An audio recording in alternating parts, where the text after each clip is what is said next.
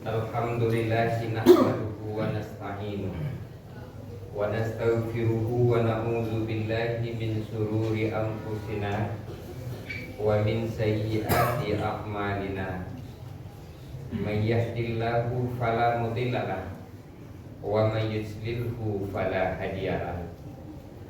Asyhadu an la ilaha illallah wahdahu la syarika lahu.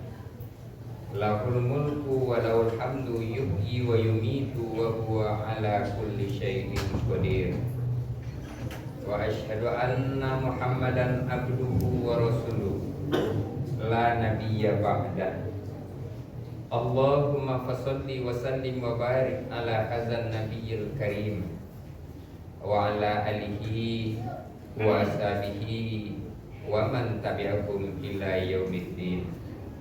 Amma ba'du, fa ya ayyuhal hadirun usikum wa iyaya bittaqwallah faqad fazal muttaqun.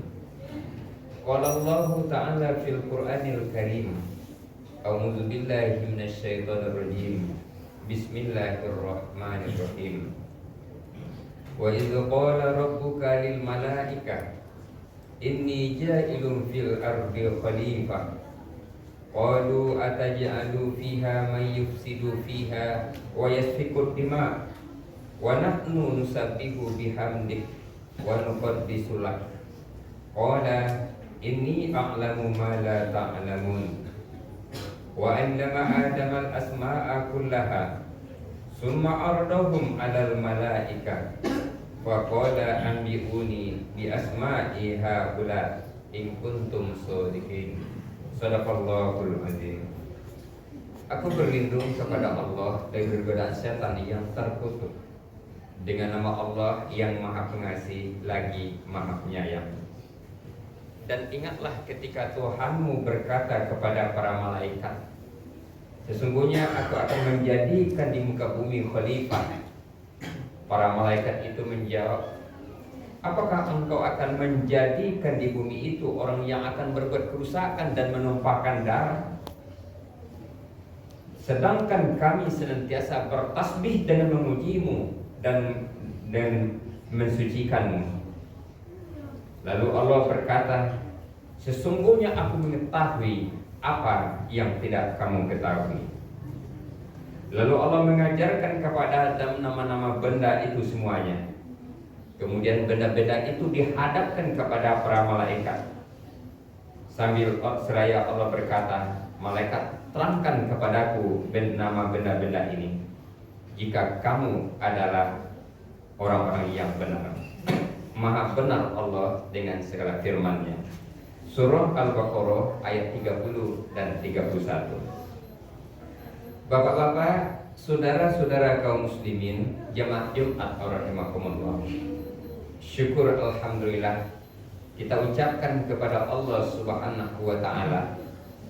Dialah yang telah menjadikan bumi terhampar luas, langit melengkung tinggi tanpa tiang, yang dihiasi oleh bintang gemintang yang bertabur di cakrawala, serta deretan bukit-bukit dan gunung-gunung yang merupakan taman dan pemandangan yang indah, sejuk dan nyaman, yang dapat mengubah perasaan kita dari duka jadi gembira, dari semu jadi cemerlang, dan dari rasa gelisah menjadi aman dan tentram. Selawat dan salam kepada Rasulullah Sallallahu Alaihi Wasallam yang telah berjuang menegakkan Islam ini dengan segala daya dan upaya, dengan seluruh waktu dan tenaga. Hadirin kaum muslimin jamaah Jumat rahimakumullah. Setelah Allah menciptakan langit dan bumi, setelah Allah menciptakan jin dan malaikat, setelah Allah menciptakan seluruh sarana dan prasarana di muka bumi ini, barulah Allah mengkomunikasikan untuk menciptakan manusia ini dengan malaikat. Sebagaimana yang kita temukan di dalam surat Al-Baqarah ayat 30 tadi. Wa isqala rabbuka lil malaika, dan ingatlah ketika Tuhanmu berkata kepada malaikat, inni ja'ilun fil ardi khalifah, sesungguhnya aku akan menjadikan di muka bumi ini khalifah. Tapi waktu itu malaikat langsung negative thinking.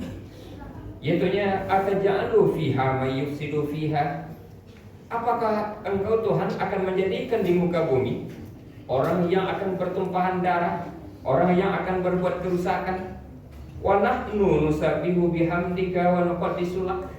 Padahal kami ini senantiasa bertasbih dengan memujimu dan mensucikanmu. Lalu di ujungnya Allah berkata, Inni a'lamu ma la ta'lamun. Sesungguhnya aku mengetahui apa yang tidak kamu ketahui. Hadirin kaum muslimin, jemaah Jumat rahimakumullah. Sekarang kita ingin mengetahui yang tidak diketahui oleh malaikat yang dikatakan oleh Allah itu. Ketika Allah mengkomunikasikan tentang penciptaan manusia kepada malaikat, lalu malaikat menjawabnya dengan negatif thinking, apakah engkau akan menjadikan di muka bumi orang yang akan berbuat kerusakan dan menumpahkan darah? Sedangkan kami senantiasa bertasbih dengan memujimu dan mensucikanmu. Lalu di ujungnya, Inni a'lamu ma la ta'lamun. Sesungguhnya aku mengetahui apa yang tidak kamu ketahui. Artinya, pada makhluk yang akan diciptakan ini, pada makhluk yang akan dijadikan ini, ada suatu potensi di mana malaikat tidak mengetahui potensi itu. Oleh karenanya Allah jelaskan potensi itu di antaranya di ayat 31. Apa potensinya?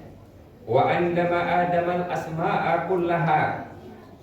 Allah mengajarkan kepada Adam yang baru dijadikan itu nama-nama semua benda. Ini dam namanya tikar, ini tonggak, ini atap, ini itu. Diajarkan kepada Adam nama-nama benda itu. Sehingga sekarang manusia itu pandai memberi nama. Cobalah, kalau sekira ini daerahnya Lolong, yang memberi nama tentang ini Lolong kan manusia di sini dulunya. Kalau ini negara ini Indonesia, yang memberi nama itu kan manusia. Kalau begitu juga dengan yang ada di dalam tubuh kita ini, apakah nama-nama penyakit, apakah nama-nama obat? Yang memberi nama itu kan manusia. Karena memang manusia sudah diajarkan oleh Allah nama-nama benda itu, sehingga manusia bisa memberi nama benda-benda itu. Ini yang pertama. Kemudian benda-benda itu dihadapkan kepada malaikat. Summa aradahum alal malaika. Kemudian Allah mengungkapkan benda-benda itu ke hadapan malaikat sambil berkata, kata Allah, ambiuni bi asma'iha ula. Coba terangkan kepadaku nama-nama benda ini. In kuntum shodiqin. Jika kamu adalah malaikat-malaikat yang benar. Hadirin kaum muslimin, ternyata malaikat tidak mampu untuk menjelaskannya kepada Allah. Padahal dia tadi sudah membantah Allah mau jadikan manusia. Lalu potensi apakah yang tidak diketahui oleh malaikat? Ternyata potensinya adalah potensi belajar. Pada manusia ini diberikan beberapa potensi. Yang pertama adalah potensi belajar. Hadirin kaum muslimin, oleh karenanya dengan belajar itu banyak terjadi kemudahan-kemudahan. Jika kita pelajari sesuatu, kita akan mendapatkan berbanyak kemudahan. Lihatlah dulu misalnya, kalau orang-orang tua kita dulu menghidupkan api untuk masak, itu diambil kayu, disusun di dalam tungku, kemudian dikasih minyak, lalu dipakai korek api. Kadang habis waktu 5 menit, kadang habis waktu 10 menit, baru api itu hidup. Tetapi karena manusia belajar, dipergunakan potensi yang ada dalam dirinya, dan dia pelajari alam ini, dia menghidupkan api cuma 1 detik saja, api sudah bisa langsung hidup. Inilah gunanya ilmu. Kalau kita lihat contoh-contoh lain, hadirin, dulu 15 tahun yang lalu, mungkin 20 tahun yang lalu, 30 tahun yang lalu, kalau kita mau ngirim berita ke rantau, apakah anak di rantau atau siapa di rantau mau ngirim berita, Kita belilah kertas dulu, kita ambil pena, ditulis, dibuat surat. Itu sampai 3 kali 4 kali saling menyalirnya, baru siap. Setelah itu dilipat, dimasukkan ke dalam amplop, dikasih perangko, diantarkan ke kantor pos. Lalu di situ berjalanlah surat itu melalui kendaraan darat atau kendaraan udara. Dan surat itu baru sampai mungkin sudah 3 hari, 4 hari, atau 5 hari, melihat kondisinya. Tetapi sekarang orang mau ngirim berita kemanapun, tidak menunggu berhari-hari, tidak menunggu berjam-jam, malah ditekan langsung bisa berkomunikasi, langsung bisa terkirim, langsung bisa dijawab. Bukankah potensi itu adalah potensi belajar? Ketika manusia mempergunakan potensi belajar itu, banyak contoh-contoh lain yang menyebabkan kehidupan ini jadi mudah, sehingga muncullah kata-kata dari para ahli hikmah. Katanya, dengan ilmu hidup jadi mudah, dengan iman hidup jadi terarah, dengan seni hidup jadi indah, dan dengan akhlak hidup jadi indah. Hadirin kaum muslimin jamaah Jumat rahimakumullah. Oleh karenanya demikian penting ilmu. Tapi ilmu dapatnya melalui proses pembelajaran. Orang belajar, tetapi sekarang hadirin, kemudahan dunia, walaupun kita tidak mempelajari secara detail, tapi ada uang beli HP, ada uang beli pulsa dan lain sebagainya, kita sudah bisa memanfaatkan kemudahan-kemudahan itu. Begitu juga dengan kompor gas misalnya, tidak perlu banyak ilmu, ada uang beli kompor gas, ada uang beli gas, kita bisa menghidupkannya dengan mudah. Tapi di balik itu ternyata Rasul bersabda, yaitunya, waman salaka tariqan fihi ilman. Siapa yang menempuh suatu jalan menuntut ilmu, sahalallahu, maka Allah akan mudahkan baginya jalan ke surga. Sebagaimana mudahnya tentang kehidupan dunia tadi, Allah mudahkan dia ke surga. Kita khawatir yang tentang dunia sudah kita cari kemudahan-kemudahannya sehingga semuanya serba mudah. Tapi kita lupa mempersiapkan kemudahan-kemudahan untuk masuk surga. Memang tidak ada jaminan satupun di ayat dan di hadis bahwa orang berilmu itu pasti masuk surga. Jaminan tidak ada. Orang berilmu pasti masuk surga, jaminannya tidak ada. Tapi Rasul menjamin, orang yang melangkah mencari jalan untuk menuntut ilmu, Allah mudahkan jalannya ke surga. Hadirin kaum muslimin, kita ingin mendapatkan kemudahan-kemudahan di dunia ini, sekaligus nanti kemudahan-kemudahan di akhirat. Kalau tidak kita seimbangkan itu, boleh jadi kita yang semuanya sudah serba mudah di dunia ini, kemana-mana naik mobil, mau kirim berita sampai, mau kemudahan ini dapat di dunia, karena kita punya uang, karena kita punya jabatan, karena kita punya ini, kemudahan-kemudahan bisa kita raih. Bukan mustahil kalau kita tidak sekaligus meraih kemudahan untuk masuk surga. Boleh jadi kita yang naik mobil setiap saat di dunia ini, justru kita jalan kaki di akhirat nanti. Boleh jadi kita yang hidup di rumah mewah, di gedung bertingkat sekarang ini, boleh jadi kita jadi gelandangan di akhirat nanti. Boleh jadi kita pakai HP ini, pakai peralatan ini yang secanggih-canggihnya di dunia ini, tapi kita tidak memakai kemudahan untuk ke surga. Boleh jadi nanti kita di akhirat kita tidak punya alat komunikasi. Betapa luntang-lantungnya kita di sana nanti. Betapa tersiok-sioknya perjalanan kita di sana nanti.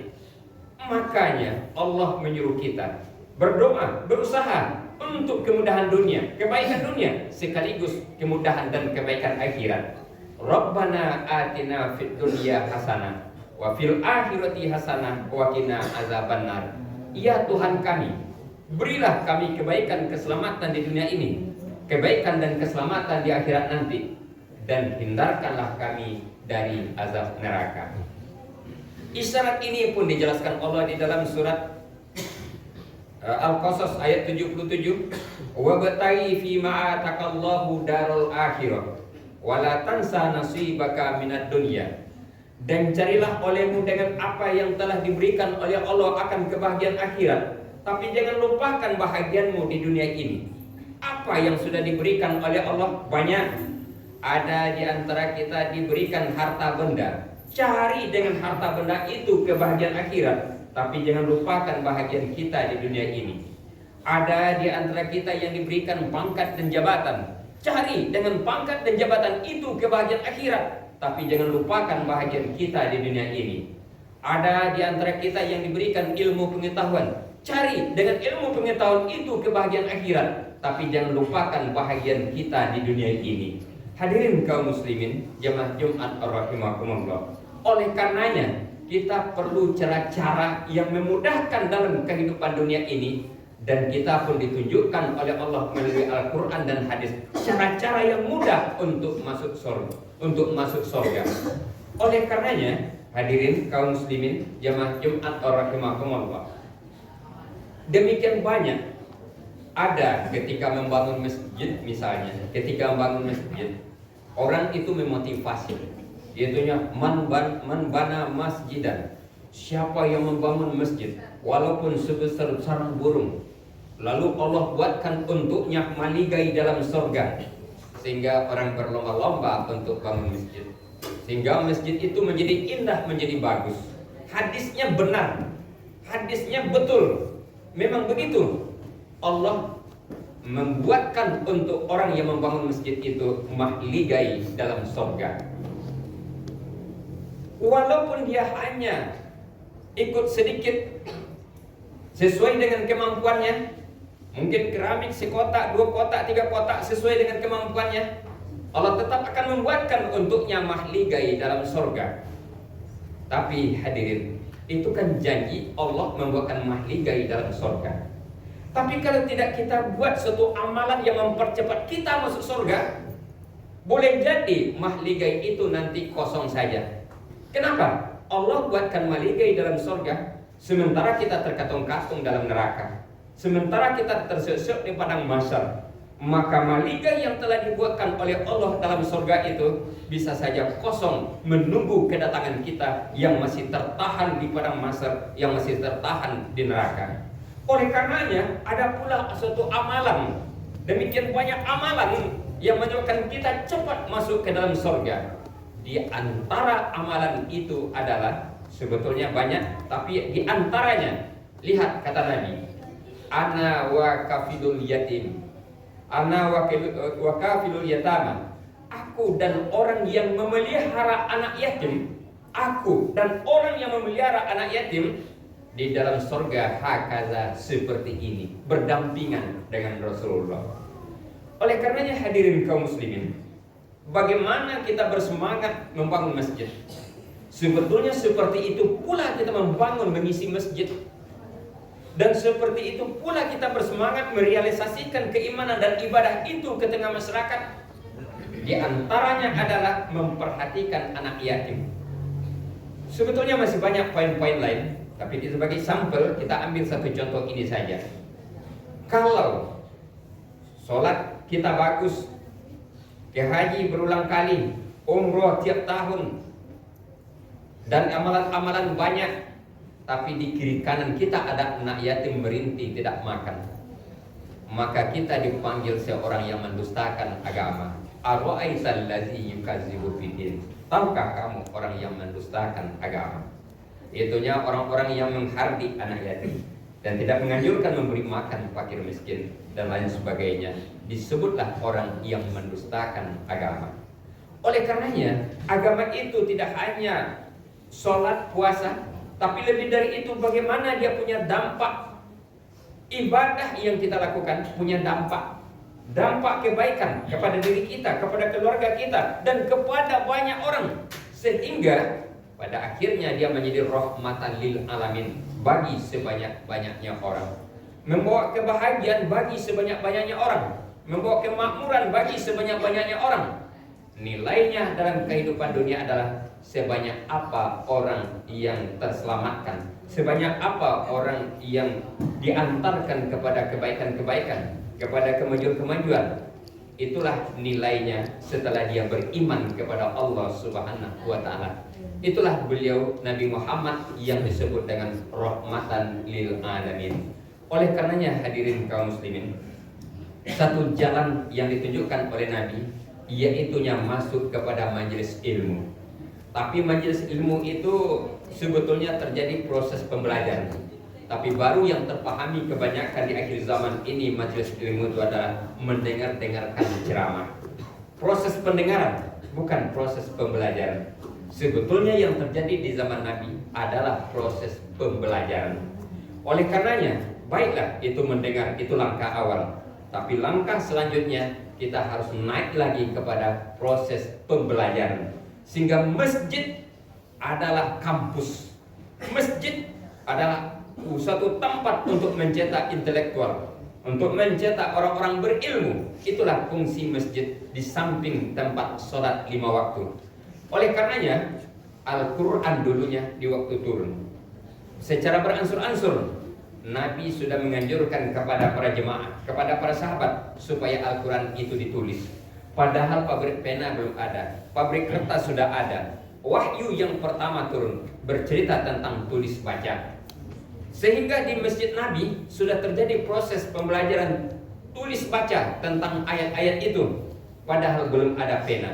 Di mana orang baru menulis? Di kulit-kulit unta, di pelepah korma, di batu.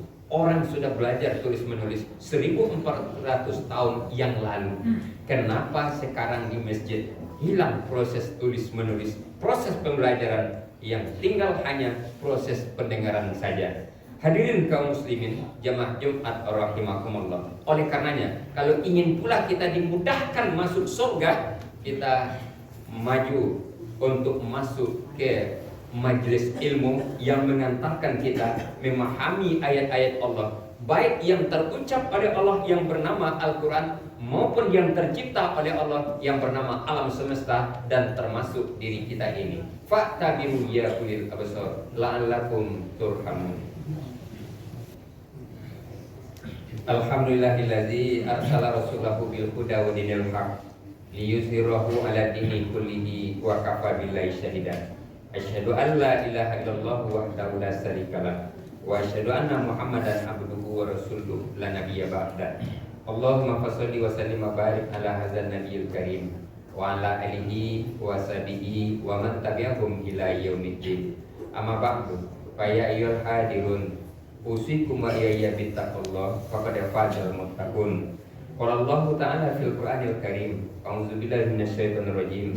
Qul huwallahu ahad, Allahus samad, lam yalid wa lam yulad wa lam yakul lahu kufuwan ahad. Innallaha wa malaikatahu yusholluna 'alan nabi, ya ayyuhalladzina amanu shollu 'alaihi wa sallimu taslima. Allahumma shalli 'ala Muhammad wa 'ala ali Muhammad kama shallaita 'ala Ibrahim wa 'ala ali Ibrahim. Wa barik 'ala Muhammad wa 'ala ali Muhammad kama barakta 'ala Ibrahim wa 'ala ali Ibrahim fil alamin innaka Hamidum Majid. Allahumma ighfir lil mu'minina wal mu'minat wal muslimina wal muslimat al ahya'i minhum wal amwat fil barri wal bahri amin amin ya rabbal alamin. Doa ya Allah ya Ghafur ya Ghafur ya Ghafur, wahai Zat yang Maha Pengampun, ampunilah dosa-dosa kami, ampunilah kesalahan-kesalahan kami, ampunilah dosa-dosa orang tua kami. Orang tua kami yang telah meninggal, lapangkan kuburnya ya Allah, ringankan hisabnya, jangan biarkan dia teraniaya dalam kubur. Tampakkanlah ia pada tempat yang mulia di sisimu. Orang tua kami yang masih hidup, sehatkan dia jasmani dan rohani. Limpahkanlah rahmat dan kasih sayangmu kepadanya, dan tolong takdirkan akhir hayatnya husnul khotimah ya Allah, husnul khotimah ya Allah. Wahai ya Allah, ya Tuhan kami, berilah kami hidayah ya Allah, dan jadikan pula kami jalan hidayah bagi sebanyak-banyaknya orang. Ya Allah, karuniakan kepada kami nikmat, dan jadikan pula kami jalan nikmat bagi sebanyak-banyaknya orang.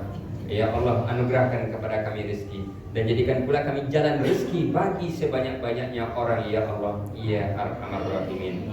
Wahai ya Allah, jadikan nilai hidup kami hari ini lebih baik dari hari kemarin, dan hari esok jauh lebih baik dari hari sekarang. Wahai ya Allah, Engkau yang telah menjadikan kemudahan-kemudahan kepada kami di dunia ini, Dan berikan pula kemudahan-kemudahan itu bagi kami untuk di akhirat nanti ya Allah. Berikan pula kemudahan-kemudahan untuk kami di akhirat nanti ya Allah. Sampai kemudahan-kemudahan untuk masuk surgamu ya Allah. Ya Arhamar Rahimin, Ya Ghafurur Rahim, Ya Dzal Jalali wal Ikram, Ya Qadir Hajat. Allahumma inna nas'aluka ridhaka wal jannah wa na'udzubika min sakhatika wan nar. Rabbana atina fid dunya hasanah wa fil akhirati hasanah wa qina azabannar. Ibadallah, innallaha ya'muru bil adli wal ihsan wa ita'i dzil qurba wa yanha 'anil fahsya'i wal munkar wa ya'izukum la'allakum tadhakkarun. Wa la dzikrullahi akbar.